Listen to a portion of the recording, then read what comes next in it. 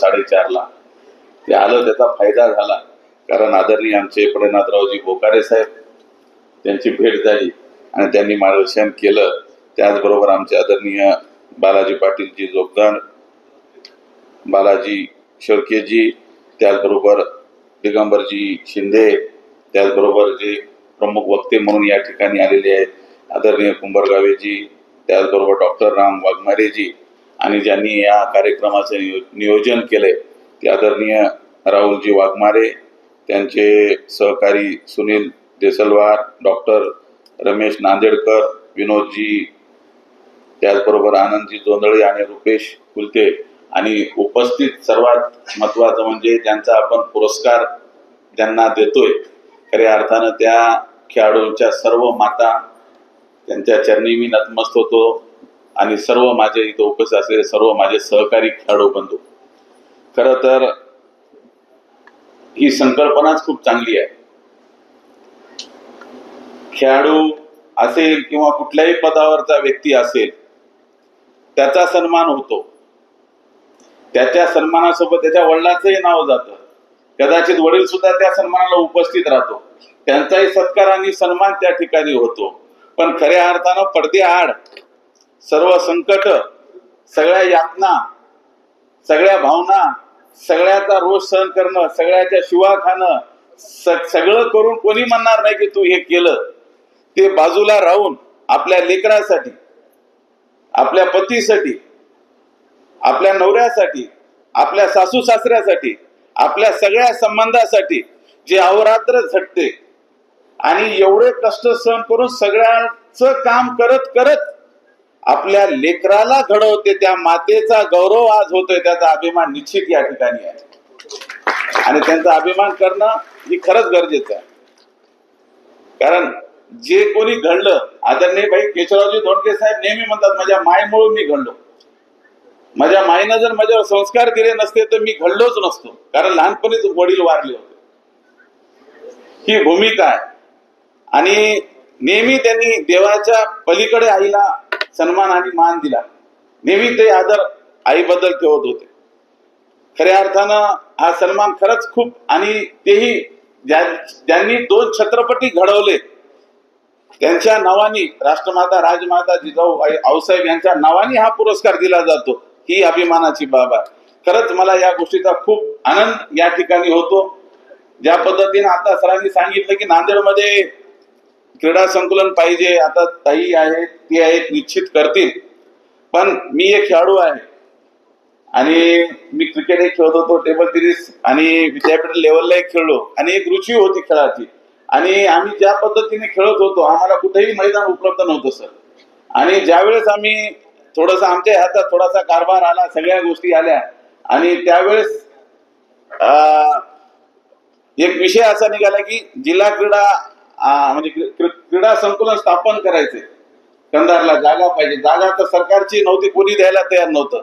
त्यावेळेस अभिमान वाटतं की आपल्या भागातले खेळाडू घडले पाहिजे, मोठे झाले पाहिजे, ही भूमिका ठेवून त्या ठिकाणी 5 एकर जागा कंधारमध्ये देण्याचं काम आदरणीय भाई केशवरावजी धोंडके साहेबांनी त्या ठिकाणी केलं. आणि मण्यार खोऱ्यातला त्या ठिकाणचा माझा खेळाडू घडला पाहिजे.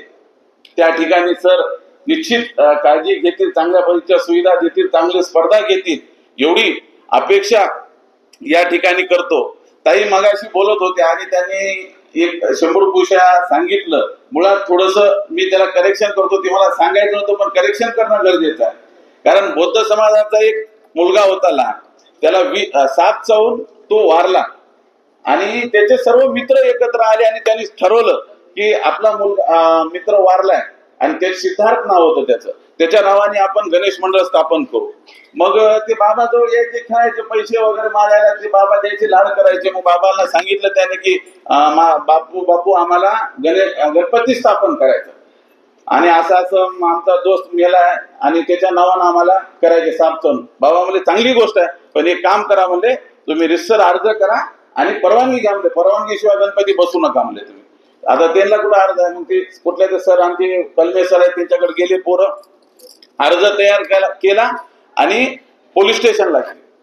पोलीस स्टेशनला गेल्यानंतर त्या ठिकाणी त्यांनी ते अर्ज, अरे तुम्ही शेंबडे पोरं, तुम्हाला काय गणपतीची परवानगी लागते, जा म्हणलं काय गणपती बशीत ना काय नाही, शेंबडे पोरं कुठं गणपती बशीत असतात. आता त्या पोराने तीच भाषा घेऊन धोंडके साहेबांना घेऊन सांगितलं. ते म्हणले ठीक आहे म्हणले, बसा गाडीमध्ये. सगळ्या पोराला गाडीमध्ये बसवून पोलीस स्टेशन मध्ये गेले आणि त्या ठिकाणी सांगितलं तुम्ही या शेंबडे पोराला परवानगी नाकारता. खऱ्या अर्थानं ह्याच शेंबडे पोरांनी शहाणपण शिकवलं. कित्येक गणपतीचे बिना परवानगीचे बघतात. हे शेंबडे पोरं असं सुद्धा तिथं नियमानं परवानगी मागायला आता तुम्ही परवानगी देत नाही, तर तुम्ही देत नसतात तर हा गणपती या पोलीस स्टेशन मध्येच या ठिकाणी बसवणार म्हणून त्या ठिकाणी बसले. त्या ठिकाणी पीआयने माफी मागितली, चूक झाली साहेब, आणि एका मिनिटात त्यांना परवानगी त्या ठिकाणी दिली आणि अशा पद्धतीनं त्याचं नाव शेंबूर कुशेकर गणपती असं आदरणीय भाई केशवरावजी धोंडके साहेबांनी त्या ठिकाणी दिलं. ही भूमिका त्या मागची होती. मला माता भगिनीला सांगायचंय की खऱ्या अर्थानं तुमची खरी ऊर्जा आहे, तुम्ही खरी ताकद आहात. तुम्ही खऱ्या अर्थानं जे केलंय किंवा जे करताय ते जगाच्या पाठीवर कोणीही करू शकत नाही. जेवढं लेकराला घडवण्याचं काम, घर सांभाळायचं काम ही आई करू शकते, जगामध्ये दुसरं कोणीही करू शकत नाही. म्हणून तुमचा सन्मान त्या ठिकाणी होणं हे खूप महत्वाची गोष्ट आहे. म्हणून मी जे काही ज्यांच्या सन्मान आहेत त्यांना मी लाख लाख सदिच्छा देतो. आपण ज्या पद्धतीनं आपल्या लेकराला घडवलं, कारण खेळाडू वृत्ती किंवा खेळाडूकडे पाठवणं हे कोणाला मान्य नाही. कारण खेळून काय करायचे, तुला डॉक्टर व्हायचे, इंजिनियर व्हायचे, मोठं व्हायचे, पण खेळाला नेहमी दुय्यम दर्जाची वागणूक आमच्या सगळ्या परिवारामध्ये ती गोष्ट आहे. पण खऱ्या अर्थानं खेळण्यामुळं खऱ्या अर्थानं राष्ट्रीय एकात्मता सगळ्यात मोठ्या प्रमाणात कुठं होतं असं ते खेळाडू वृत्तीमुळे होते. कारण ज्यावेळेस सांघिक खेळ खेळला जातो, सगळे 18 पगड जाती धर्माचे मुलं खेळाडू त्या ठिकाणी खेळतात आणि जो कोणता संघ जिंकतो, जो एका मनाने एका विधानाने एक ठेवून खेळतो आणि लढतो तो संघ जिंकतो. म्हणून खऱ्या अर्थानं खेळाची गरज ही येणाऱ्या काळामध्ये आहे आणि खेळामुळे नुसतं आता 5 मार्क वाढालेत, 15 मार्क वाढालेत किंवा 20 मार्क वाढालेत, हे जरी महत्वाचं राहिलं मार्काच्या दृष्टिकोनातून, पण आज परिस्थिती अशी आहे की आज माणूस कुठं चला, करोनानं तर थोडं शिकवलंय, कुठंतरी व्यायाम करायला माणूस, कुठंतरी चलायला, कुठंतरी योगा करायला, पण खऱ्या अर्थानं खेळामुळं तुमचं किती बुद्धिमत्ता, तुम्ही किती बुद्धिमान राहिलात, किती मोठे राहिलात, तुमची बुद्धिमत्ता खूप आकाशाला जरी झेप मारली, पण 40-45 सगळ्या बिमाऱ्या येऊन जर तुमच्या अंगात पडायचं, तुमची बुद्धिमत्ता कामाला येणार नाही. तुम्ही खेळाल तर तुम्ही समृद्ध राहाल, तुमचं शरीर बळकट राहील आणि ती ताकद, आणि ज्याचं शरीर बळकट राहील त्याचं मन स्थिर राहील, आणि मन स्थिर राहिलं तर मनही चांगलं राहील आणि त्या ठिकाणी चांगले विचार त्या ठिकाणी येतील. म्हणून खेळणं गरजेचं आहे, एवढं या ठिकाणी मला वाटतं. आणि पुन्हा एकदा आदरणीय भाई केशवरावजी धोंडके साहेबांच्या जयंतीच्या निमित्तानं या ठिकाणी हा पुरस्कार समारंभ ठेवण्याची संधी मला उपलब्ध करून दिली, त्याबद्दल राहुलजीचं, सरचं, त्यांच्या सर्व टीमचं मनोपूर्वक या ठिकाणी आभार मानतो. आणि दुसरी एक गोष्ट मंचावरील गुराखी पीठावरील यांना सांगू इच्छितो की गेल्या वर्षी आदरणीय भाई केशवरावजी धोंडके साहेबांच्या जयंतीच्या निमित्तानं सर कंधार लोहार तालुक्यामध्ये अंधमुक्तीचा संकल्प आपण घेतला. प्रत्येक गाव, वाडी, तांड्या, प्रत्येक ठिकाणी जाऊन त्या ठिकाणी आपण तपासणी केली आणि जेवढे का ऑपरेशन निघतील ते उदगीरला नेऊन त्या ठिकाणी ऑपरेशन करून त्याला घरपोच नेण्याचं काम, आणि त्या माध्यमातून 6000 गोरगरिबांचं ऑपरेशन त्या ठिकाणी आपण एका वर्षामध्ये त्या ठिकाणी करण्याचं काम आपल्या माध्यमातून त्या ठिकाणी केलं. त्याचा अभिमान निश्चित आहे. कारण आदरणीय भाई केशवराव धोंडके साहेबांना आयुष्यभर 18 पगड जाती धर्मासाठी, नायरेवाल्यासाठी, गुराखी राजासाठी, कुणबी राजासाठी, बळी राजासाठी आपलं उभं आयुष्य घालवलं. 1948ला देशाला स्वातंत्र्य 1947ला मिळालं, तर 48ला श्री शिवाजी मोफत युनियन सोसायटीची स्थापना आदरणीय भाई केशवरावजी धोंडके साहेबांनी या मन्याड खोऱ्यामध्ये केली.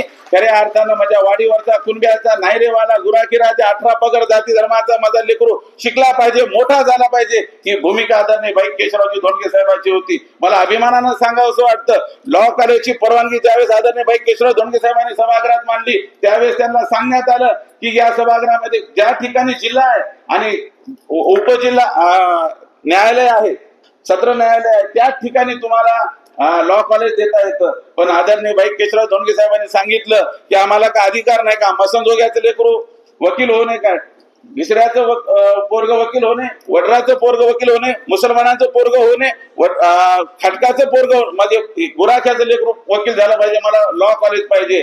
महाराष्ट्राच्या इतिहासामध्ये सभागृहामध्ये मान्य झालेलं एकमेव कॉलेज जे तालुक्याच्या स्तरावर कंधार या ठिकाणी लॉ कॉलेज त्या ठिकाणी स्थापन झालं आणि त्या ठिकाणी 18 पगड जाती धर्माचे विद्यार्थी त्या ठिकाणी वकील होऊन सन्मानानं न्यायालयामध्ये आपली बाजू आणि आपल्या पक्षकाराची बाजू त्या ठिकाणी मांडतात, त्याचा अभिमान मला निश्चित आहे. म्हणून पुन्हा एकदा आपल्या सर्वांचं या ठिकाणी मनोपूर्वक आभार मानतो.